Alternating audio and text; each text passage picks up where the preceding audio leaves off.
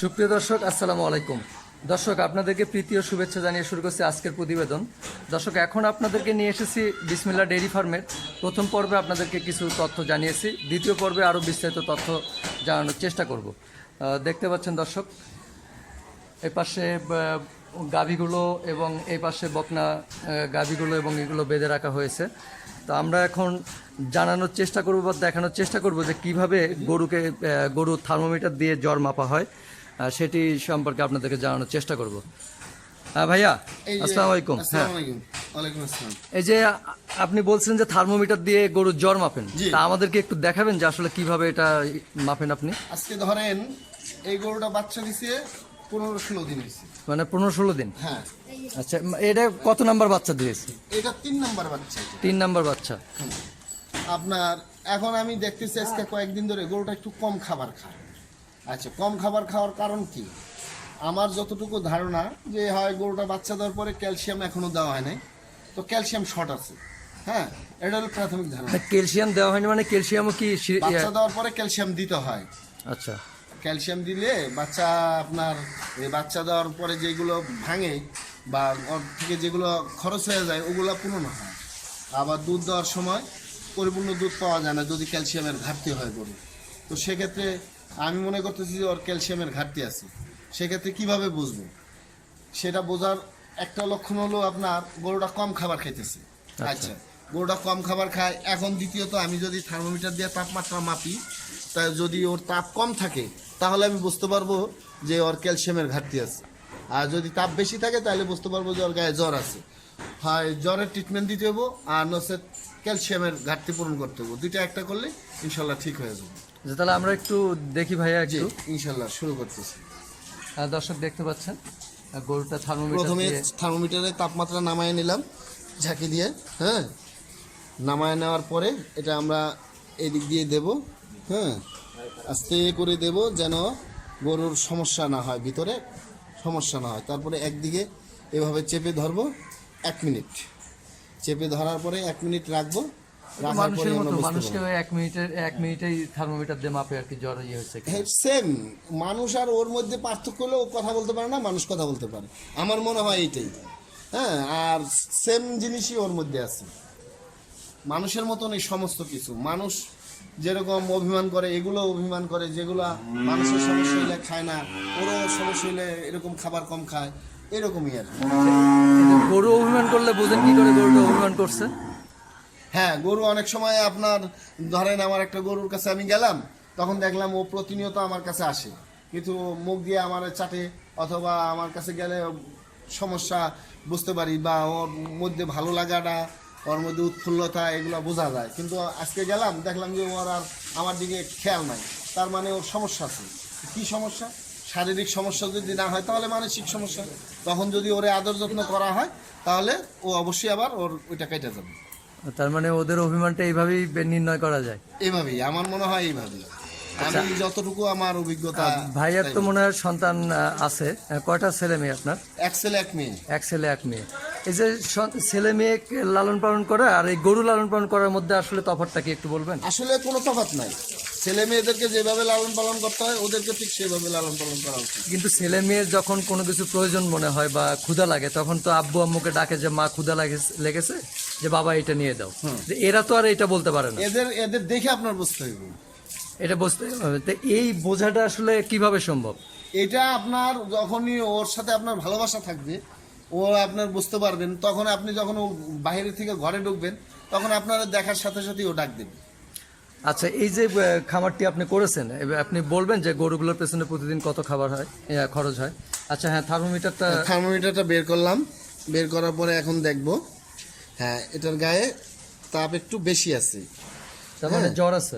এটার গায়ে একটু জ্বর আছে, তার মানে আপনার 4 ডিগ্রি আছে তাপমাত্রা। 4 ডিগ্রি। আচ্ছা, তাহলে তার মানে ওর গায়ে একটু জ্বর আছে।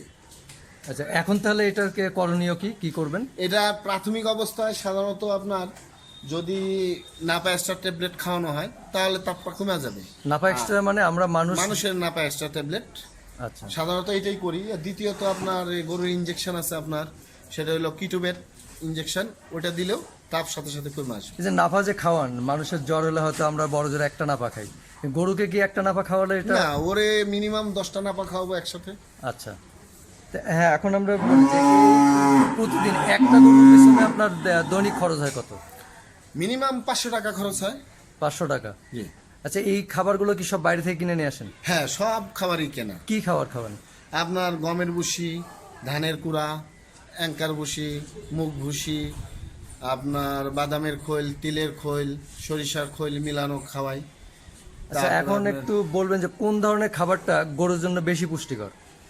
আসলে ওইটা তো যে যেরকম বা এক একজন এক এক রকম ভাবে তৈরি করে নেয়। তার খামারের গরুর কি পরিমাণ খাবার দেবে, কি পরিমাণ কোন রকমের খাবার সে খাওয়াবে, এটা হলো এক একজন খামারই এক একভাবে পরিমাপ করে নেয় বা নির্ণয় করে। আমার খামারে সাধারণত আমি আপনার তিলের খৈল অথবা কালো জিরার খৈল অথবা সরিষার খৈল কমন থাকে, তারপরে কালো জিরা তিল এটা দেওয়ার চেষ্টা করি। তারপরে আপনার চিটাগুড়, হ্যাঁ, এগুলো দেই। তারপরে আপনার তো গমের ভুসি, কুড়া, অ্যাঙ্কার, মুগ ভুসি এগুলো তো খাওয়াই। আচ্ছা, এই যে মানে ছোট ছোট ছোট বকনা এবং ষাঁড় বাচ্চাগুলো দেখতে পাচ্ছি আমরা, এগুলো কতদিনের? এগুলো আপনার এটার বয়স 6 মাস। এই তো ষাঁড় না? হ্যাঁ, 7। আচ্ছা, এই না, এটা বকনা বাছুর। বকনা বাছুর। এটা 7 বছর। এটা ষাঁড় বাছুর। হ্যাঁ। আচ্ছা, এটা কতদিন হয়েছে? এটা 5 মাস বয়স। 5 মাস। আচ্ছা, এই বকনা বাছুর এবং ষাঁড় বাচ্চাগুলো আপনি কি করেন? আমি বকনা বাছুরগুলো সাধারণত আপনি দেখতে পাইতেছেন আমার ওখানে 15-16টা বকনা বাছুর আছে। আমি বকনা বাছুর সাধারণত আপাতত বিক্রি করতেছি না, কারণ 2015 সাল থেকে এই পর্যন্ত বিক্রি করিনি বকনা বাছুর। তো এই পর্যন্ত আমার ঘরের এই বকনা বাছুর গাভী বানাইতেছি, কারণ বর্তমানে একটা গাভী কিনতে গেলে আপনার 2.5 লক্ষ 3 লক্ষ টাকা লাগে একটা ভালো মানের গাভী কিনতে গেলে। তো সেক্ষেত্রে নিজের ঘরের বকনা বাছুর পয়সা যদি গাভী বানানো যায় সেটাই ভালো হয়। আচ্ছা, আর ষাঁড় বাচ্চাগুলো? ষাঁড় বাচ্চাগুলো ধরেন 1 বছর বা 13 মাস 14 মাস যখন দুধ ছাড়ান দেয় তখন বিক্রি করে দিই। আচ্ছা, এই যে তাহলে এইটা কি বেচার উপযুক্ত হয়েছে এখন? না, এটা এখনো বেচার উপযুক্ত হয় না, কারণ ওর মারে বীজ দিছে আপনার 1 মাস হয়েছে। ওর মা 7 মাস পর্যন্ত ওর মার দুধ দোয়াবো। তো 7 মাস পরে ওর মা যখন দুধ দোয়ানো ছেড়ে দেবো তখন যায় ওরা বিক্রি করবে। আচ্ছা, আমাদের একটু বলবেন যে ধরেন যারা খামার করতে চায় বা ফার্ম করতে চায়, সেক্ষেত্রে তারা কোন জাতের গরু কিনে খামার শুরু করলে ভালো হবে?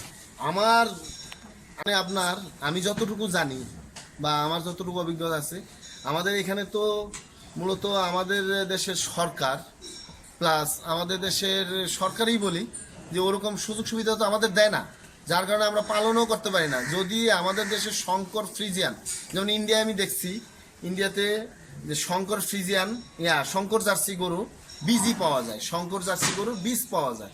ওরা সাধারণত শঙ্কর জার্সি গরুর বীজ দেয়, আর আমাদের দেশে শঙ্কর জার্সি গরুর বীজ পাওয়া যায় না।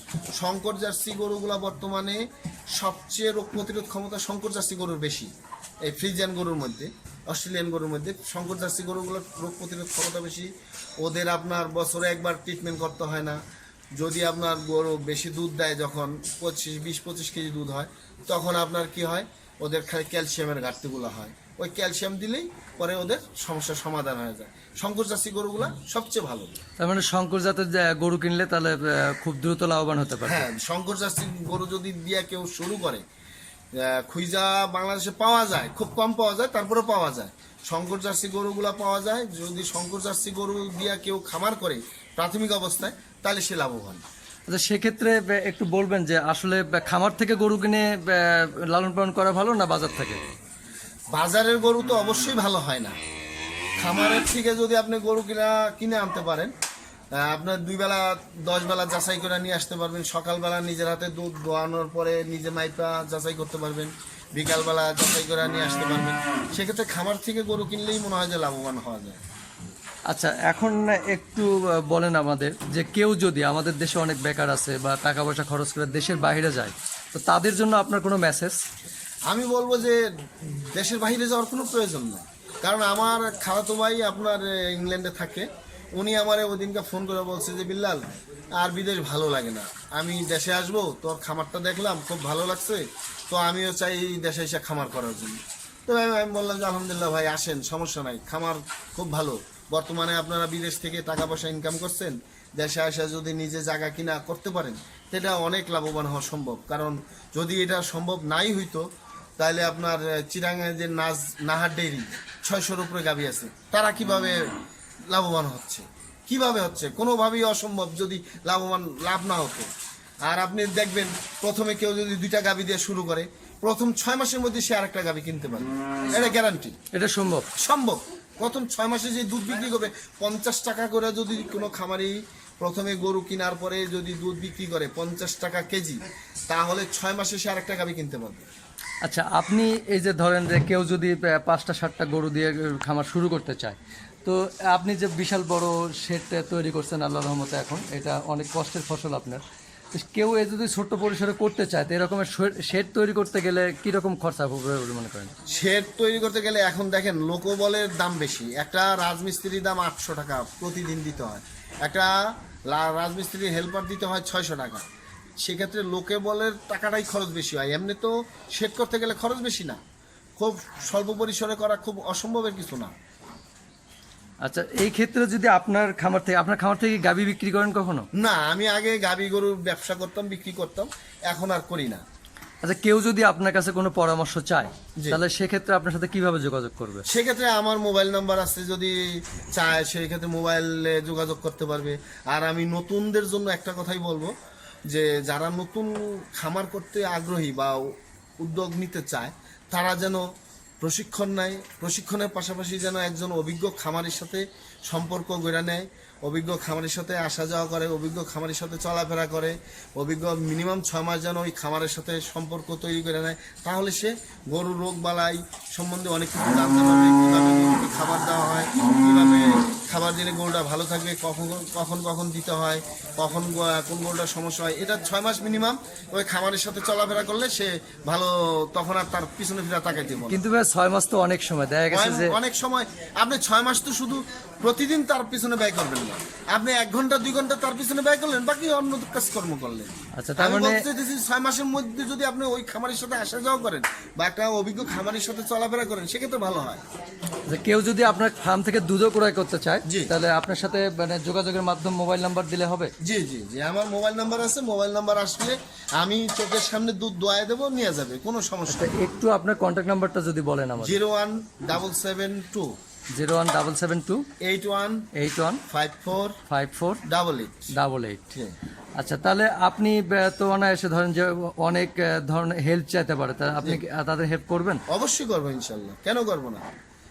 আচ্ছা, এই যে ধরেন যে এই যে প্রশিক্ষণের কথা বললেন, সে প্রশিক্ষণটা কোথায় থেকে নেওয়া সম্ভব? এটা প্রশিক্ষণ আমি তো আপনার 10 বছর খামার চালানোর পরে আমাদের যেই বীজ দেয়, যে ডক্টর আলমগীর সাহেব, উনি আপনার কি বলে আলাউদ্দিন রোড, যেটা আপনাদের পশু হাসপাতাল আছে ফুলবাড়িয়া, সেই পশু হাসপাতালে 3 দিনের জন্য গেছিলাম প্রশিক্ষণ নেওয়ার জন্য। আর বেশি প্রশিক্ষণ, ভালো প্রশিক্ষণ নেওয়ার জন্য আমাদের সাভারে আছে প্রশিক্ষণ কেন্দ্র, সেখান থেকে নিতে পারবে।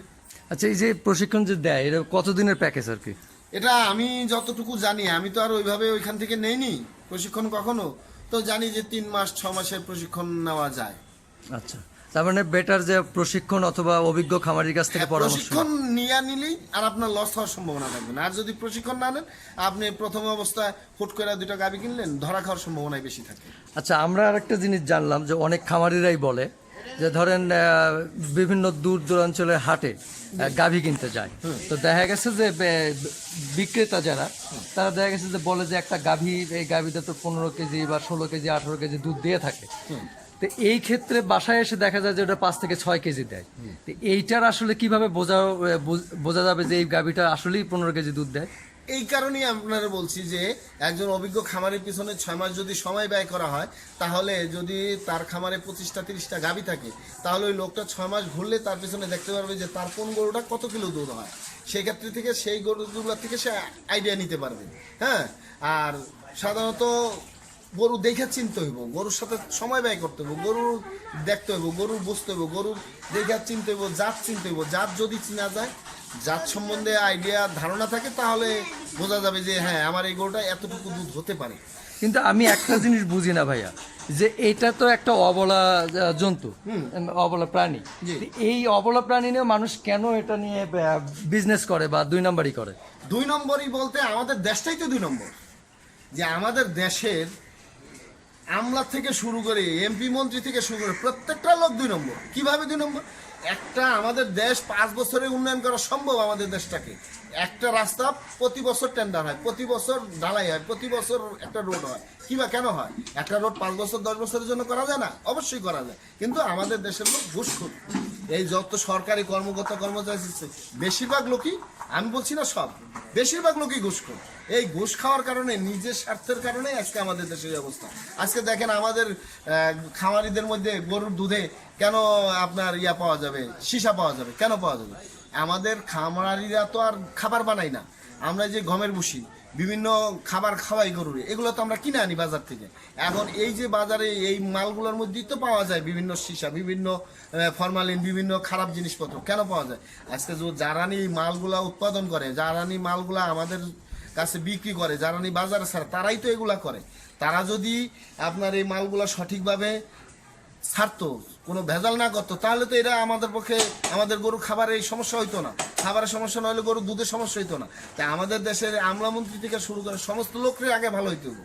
তারা এইসব ফরমালিন বন্ধ করতে হবে। সরকারের উচিত এইসব ফরমালিন বন্ধ করা, সরকারের উচিত এগুলো দেখা, সরকারের উচিত এগুলো পদক্ষেপ নেওয়া। সরকার খালি মুখে বলে হ্যাঁ এটা আজকে ধরেন বিভিন্ন জায়গায় দেখি বিভিন্ন অভিযান চলে, অভিযানে দেখা যায় এইটা ধরা খায়, ওই বিভিন্ন অনৈতিক কাজকর্ম ধরা খায়, বিভিন্ন আপনার কি বলে বিভিন্ন ভেজাল ধরা খায়। ওই যে একবার জরিমানা করে গেল, আজকে আমার খামারি যদি আসে আমার 50,000 জরিমানা করে গেল, 6 মাস আর উদাও, আর থাকবে না। কেন? একবারই বন্ধ করে দেওয়া হোক।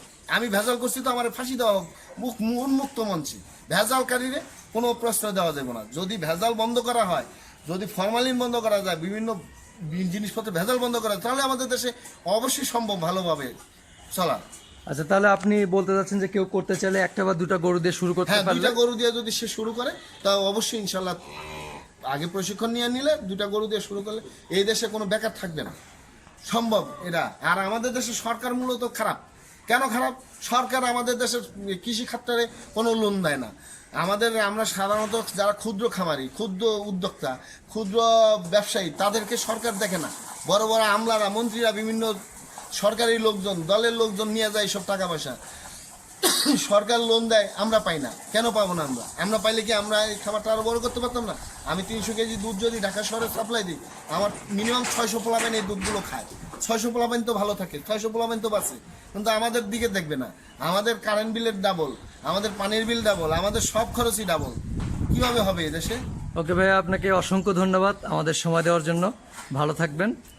আসসালামু আলাইকুম। ওয়ালাইকুম আসসালাম, আপনাদেরকে ধন্যবাদ। সুপ্রিয় দর্শক, শুনলেন যে উনি কিভাবে এই খামারটি তিলে তিলে গড়ে তুলেছেন, এবং আপনারা যারা নতুন খামার করতে চান তারা কিভাবে শুরু করবেন সেটিও আপনাদেরকে জানানোর চেষ্টা করলাম। তো ভিডিওটি দেখে যদি আপনারা একটু উপকৃত হন তাহলে আমাদের সার্থকতা। সামনের আরও নতুন নতুন উদ্যোক্তা এবং অন্যান্য খামারের ভিডিও দেখার জন্য লাইক, শেয়ার, কমেন্ট এবং সাবস্ক্রাইব করে আমাদের সাথেই থাকবেন। আজকের মতো এখানেই শেষ করছি। আসসালামু আলাইকুম।